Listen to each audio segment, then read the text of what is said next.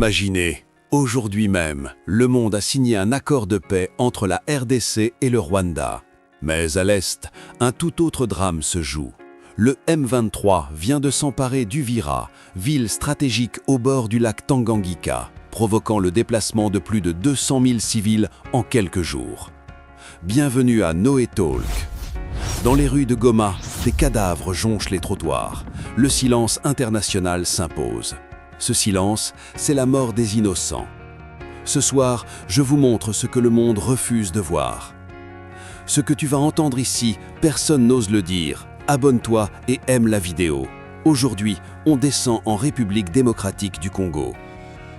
Pour comprendre la tragédie actuelle, il faut revenir en arrière.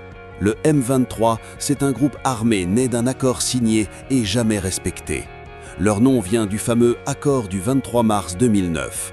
À l'époque, des militaires Tutsis d'un autre mouvement, le CNDP, avaient intégré l'armée congolaise. Mais les promesses n'ont pas été tenues et la rébellion est née. Depuis, le M23 s'est installé dans l'est de la RDC, une région riche, trop riche, coltan, or, cassitérite, minerais rares, ceux qui font tourner le monde, nos téléphones, nos ordinateurs. Et quand tu mélanges ressources, pouvoir, frontières floues et tensions ethniques, alors naît un monstre. En 2025, tout bascule. Le M23 lance une offensive gigantesque. Goma tombe, puis Bukavu, 2 capitales provinciales, 2 symboles, 2 millions de vies directement menacées. Massissi, Saké, Rutshuru, les villes tombent l'une après l'autre, presque sans résistance. Et pendant que le monde a les yeux tournés vers d'autres conflits, le Congo s'effondre. Les ONG parlent d'horreurs inimaginables, exécutions sommaires, tortures, femmes violées, enfants tués dans des zones occupées. Des patients ont été arrachés d'hôpitaux, enlevés, suspectés d'être des combattants. Des familles déportées vers de nouvelles zones de contrôle, des milliers de personnes arrachées à leurs terres. Les estimations parlent de centaines de milliers de déplacés, des camps improvisés, des enfants qui dorment sur des cartons, des mères qui n'ont plus rien sauf l'espoir de survivre un jour de plus. Le gouvernement congolais accuse le Rwanda de soutenir M23, armes, logistique, soldats. Des accusations que Kigali dément officiellement.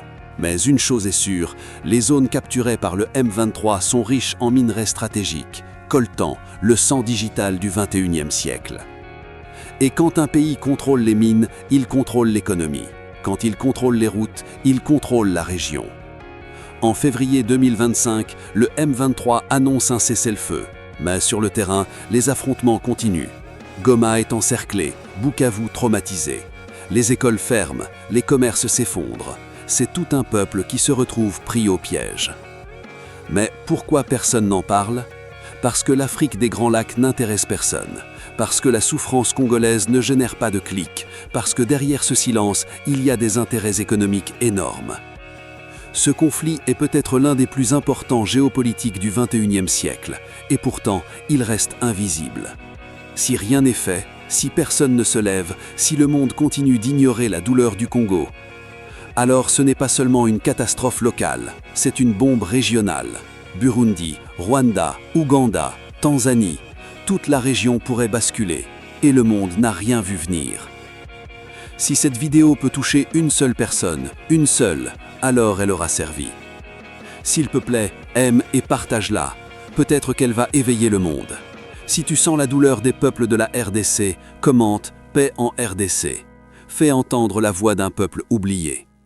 Parce que si nous ne parlons pas, personne ne parlera.